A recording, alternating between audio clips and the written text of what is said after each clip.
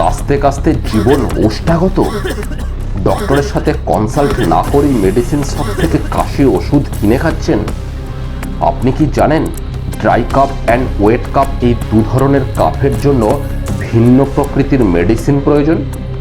ভুল মেডিসিন শরীরের অনেক ক্ষতি করতে পারে। এই ভিডিওতে আপনি জানতে পারবেন কাশি অর্থাৎ কাফের কারণ কি, productive cough or wet cough and non productive cough or dry cough আসলে কি, কাশির প্রকৃতি অনুযায়ী কী ধরনের কাপ সিরাপ সেবন করা উচিত এবং কাশির সিরাপের যে কম্পোজিশনগুলো আছে সেগুলো আমাদের শরীরে কিভাবে কাজ করে, আরও অনেক কিছু। এই ভিডিওটা জাস্ট এডুকেশন পারপাসে তৈরি। ডাক্তারের সাথে কনসাল্ট করেই মেডিসিন নেবেন প্লিজ। আমাদের গলার বায়ু চলাচলের রাস্তায় অর্থাৎ ব্রিদিং প্যাসেজে যদি কোনো foreign particles, microbes, irritant, fluids অথবা কোনো মিউকাস এসে হাজির হয় তাহলে আমাদের গলার ভিতর দিয়ে বায়ু চলাচল ডিস্টার্ব হতে পারে। তাই আমাদের intelligent body automatic protective reflex অ্যাকশনের দ্বারা লাংস থেকে আসা বাতাসের ধাক্কায় এই অবাঞ্ছিত জিনিসগুলোকে ব্রিদিং প্যাসেজ থেকে বার করে দেওয়ার চেষ্টা করে। একেই কাশি বা কাপ বলে। নিশ্চয়ই বুঝতে পারছেন কাশি আমাদের শরীরের একটা অ্যামেজিং ইন্টেলিজেন্ট রেসপন্স, অর্থাৎ বায়ু চলাচলের রাস্তাটা ক্লিয়ার রাখার জন্য কাশির প্রয়োজন আছে। কিন্তু কাশি যদি খুব ঘন ঘন হয় এবং লং টাইম ধরে চলতে থাকে তবে অবশ্যই কাশির কারণ জানার দরকার এবং অ্যাকর্ডিংলি ট্রিটমেন্টের প্রয়োজন। অ্যাকচুয়ালি আমাদের শ্বাসনালীর প্রাচীরে যদি কোনো মাইক্রোবস বাসা বাঁধে বা অন্য কোনো ইরিটেন্ট চিপকে থাকে, যেমন মিউকাস, ডাস্ট পার্টিকেল বা অন্য কিছু, তখন শ্বাসনালীর প্রাচীরে থাকা নার্ভ সেলগুলো অর্থাৎ রিসেপ্টরস এই সিগন্যালটাকে ব্রেনের কাপ সেন্টারে পাঠিয়ে দেয়। সাথে সাথে কাপ সেন্টার অ্যাক্টিভেটেড হয়ে ওঠে এবং কাশির উদ্রেক হয়, যাতে রেসপিরেটরি ট্র্যাক্ট বা শ্বাসনালী ক্লিয়ার হয়ে যায়। অতিরিক্ত কাশি বা কাপ কোনো রোগ নয়, বাট বিভিন্ন রোগের সিমটম মাত্র, যেমন নিউমোনিয়া, ব্রঙ্কাইটিস, অ্যাজমা বা হাঁপানি, common cold, influenza, allergy, lung cancer etcetera.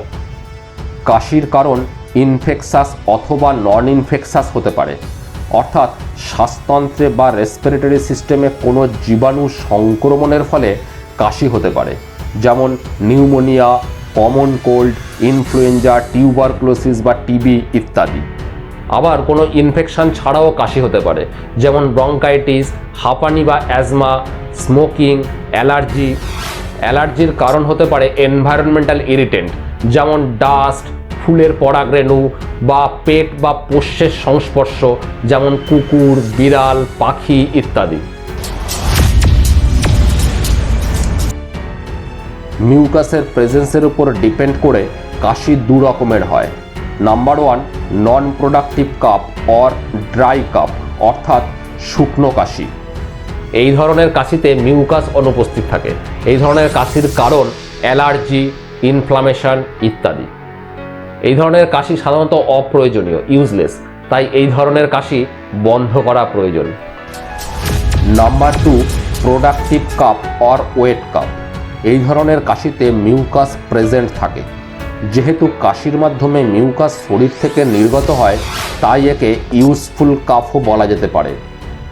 Dry cough and wet cough এই দু ধরনের কাফের জন্য ভিন্ন প্রকৃতির মেডিসিন প্রয়োজন। এক্সপেক্টোরেন্ট। ওয়েট কাপের ক্ষেত্রে রেসপিরেটরি সিস্টেমে প্রচুর মিউকাস থাকে। এই এক্সট্রা মিউকাসকে শরীর থেকে নির্গত করার জন্য যে ক্যাটাগরির মেডিসিন প্রয়োজন তার নাম এক্সপেক্টোরেন্ট। এই এক্সপেক্টোরেন্ট ওয়ার্ডটা আপনি হয়তো কিছু কাপ সিরাপের বটলে লক্ষ্য করেছেন। ভেরি কমন এক্সপেক্টোরেন্টের example guaifenesin, ammonium chloride, potassium iodide etcetera. এটাও কাপ সিরাপের লেভেলে যে কম্পোজিশন লেখা থাকে সেখানে দেখতে পারেন। এই এক্সপেক্টোরেন্ট গ্রুপের মেডিসিনগুলো ব্রঙ্কিয়াল সিক্রেশন বাড়িয়ে মিউকাসের জলীয় অংশের পরিমাণ বৃদ্ধি করে, ফলে মিউকাসের ভিসকোসিটি কমে যায়, মানে স্টিকিনেস কমে যায়, অর্থাৎ মিউকাস পাতলা হয়ে যায়। ফলে কাশির সাথে সহজেই শরীর থেকে নির্গত হতে পারে। মিউকোলাইটিক্স, মিউকাস যদি ভীষণ স্টিকি হয়ে যায় তখন এই ভেরি হাই ভিসকোসিটির গাঢ় মিউকাসকে ব্রেক করার জন্য যে ক্যাটাগরির মেডিসিন প্রয়োগ করা হয় তার নাম মিউকোলাইটিক্স। মিউকোলাইটিক্সের খুব কমন এক্সাম্পল হলো ব্রমেক্সিন, অ্যামব্রক্সল এটসেট্রা। এই মিউকোলাইটিক্স গ্রুপের ওষুধগুলো ঘন মিউকাসের ডাইসালফাইড বন্ডকে ব্রেক করে দেয়, ফলে আঠালো মিউকাস ভেঙে টুকরো টুকরো হয়ে যায় এবং সহজেই শরীর থেকে নির্গত হতে পারে। ব্রঙ্কোডায়ালেটার, হাঁপানি অর্থাৎ অ্যাজমা, ব্রঙ্কাইটিস ইত্যাদি রোগের ক্ষেত্রে ইনফ্লামেশনের কারণে বায়ু চলাচলের রাস্তা অর্থাৎ ব্রিদিং প্যাসেজ সংকুচিত হয়ে যায়। তার উপর আবার মিউকাস থাকলে এয়ার প্যাসেজ আরও সরু হয়ে যায়, ফলে শ্বাসকষ্ট শুরু হয়। এয়ার প্যাসেজ সংকুচিত হওয়ার ফলে যদি শ্বাসকষ্ট হয় তবে অবভিয়াসলি শ্বাসকষ্ট কমানোর জন্য এয়ার প্যাসেজকে প্রসারিত অর্থাৎ ডায়ালেট করতে হবে। এই শ্বাসকষ্ট কমানোর জন্য যে ক্যাটাগরির মেডিসিন প্রয়োজন তার নাম ব্রঙ্কোডায়ালেটার। ব্রঙ্কোডায়ালেটারের খুব কমন এক্সাম্পল হলো সালবিউটামল, টারবিউটালাইন এটসেট্রা। এই মেডিসিনগুলো ব্রিদিং প্যাসেজকে প্রসারিত করে শ্বাসকষ্ট কমায়। কিন্তু ড্রাই কাফের ক্ষেত্রে যেহেতু মিউকাস অ্যাবসেন্স থাকে তাই এক্সপেক্টোরেন্ট অ্যান্ড মিউকোলাইটিক গ্রুপের ওষুধের প্রয়োজন হয় না।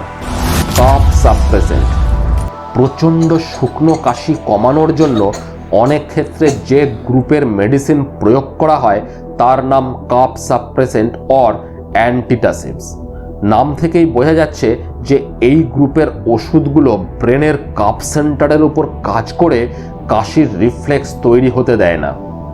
নিশ্চয়ই বুঝতে পারছেন ওয়েট কাপ অর্থাৎ প্রোডাক্টিভ কাপের ক্ষেত্রে যদি by mistake cough suppressant use করা হয় তবে কতটা ক্ষতি হতে পারে। বায়ু চলাচলের রাস্তায় মিউকাস আছে কিন্তু ব্রেনের কাপ সেন্টার সাপ্রেসড হয়ে যাওয়ার কারণে কাশির উদ্রেক হচ্ছে না, ফলে মিউকাসও বেরোতে পারছে না। কাফ সাপ্রেসেন্টের কমন এক্সাম্পল হলো ডেক্সট্রোমিথোরপ্যান, কোডিন এটসেট্রা।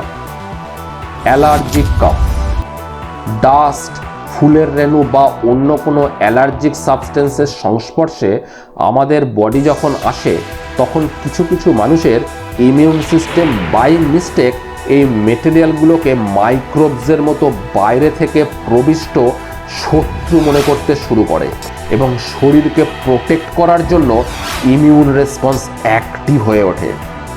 অনেকগুলো প্রসেসের ভিতর একটা প্রসেস হলো শরীরকে রক্ষা করার জন্য বডি একটা বিশেষ কেমিক্যাল তৈরি করে যার নাম হিস্টামিন। এই হিস্টামিনের কারণেই নাক ও চোখ দিয়ে জল পড়ে, হাঁচি এবং কাশি শুরু হয়। এখন এই হিস্টামিন নামক কেমিক্যালের কারণে যদি কাশি শুরু হয় তবে এই হিস্টামিনকে যদি কোনোভাবে ব্লক করে দেওয়া যায় তবে কাশি ভ্যানিশ। যে গ্রুপের ওষুধ হিস্টামিনকে ব্লক করতে পারে সেই গ্রুপের নাম অ্যান্টিহিস্টামিন। একেই অ্যান্টি অ্যালার্জিক মেডিসিন বলে। কমন অ্যান্টি অ্যালার্জিকের এক্সাম্পল হলো সেট্রিজিন, ফেক্সোফেনাডাইন, ডাইফিনহাইড্রামাইন এটসেট্রা। ফ্যারিঞ্জিয়াল ডিমালসেন্স, শুকনো কাশির ক্ষেত্রে গলার ভেতরে যখন কোনো ইরিটেটেড মেটেরিয়াল আটকে থাকে তখন এই সিগন্যালটা নার্ভের মাধ্যমে ব্রেনে গিয়ে ব্রেনের কাফ সেন্টারকে অ্যাক্টিভেট করে, ফলে কাশির রিফ্লেক্স তৈরি হয়। এখন যদি কোনো এজেন্ট দিয়ে গলার ইরিটেটেড মিউকোজাল লেয়ারকে এবং ইরিটেটেড সাবস্টেন্সকে মাস্ক করে দেওয়া যায় তবে এই সেন্সটা আর ব্রেন পর্যন্ত যেতে পারে না, ফলে কাশি বন্ধ হয়। এই ধরনের মাস্কিং এজেন্টদের বলে ফ্যারিঞ্জিয়াল ডিমালসেন্স। ডিমালসেন্টের কমন এক্সাম্পল হানি বা মধু, Vicks, lozenge, glycerine, syrup etcetera. এই মেটেরিয়ালগুলো লালারসের সাথে মিশে ইরিটেটেড থ্রোটের উপর একটা পাতলা সুদিং ফিল্ম তৈরি করে, ফলে কাশির রিফ্লেক্স তৈরি হতে পারে না। তবে এই ধরনের ডিমালসেন্সের এফেক্ট অ্যাপ্রক্স 30 মিনিটসের বেশি থাকে না। কাশির কারণ যদি কোনো ব্যাকটেরিয়া হয়ে থাকে তবে তাকে মারার জন্য অ্যান্টিবায়োটিক্স অবশ্যই প্রয়োজন। ভিডিওটা যদি ভালো লেগে থাকে লাইক করবেন প্লিজ, আর চ্যানেলটাকে আগে সাবস্ক্রাইব করা না থাকলে সাবস্ক্রাইব করে বেল আইকনটা প্রেস করে দেবেন তাহলে নেক্সট আপলোড করা ভিডিওর নোটিফিকেশন অটোমেটিক আপনার কাছে চলে যাবে। Bye, be more logical, more scientific.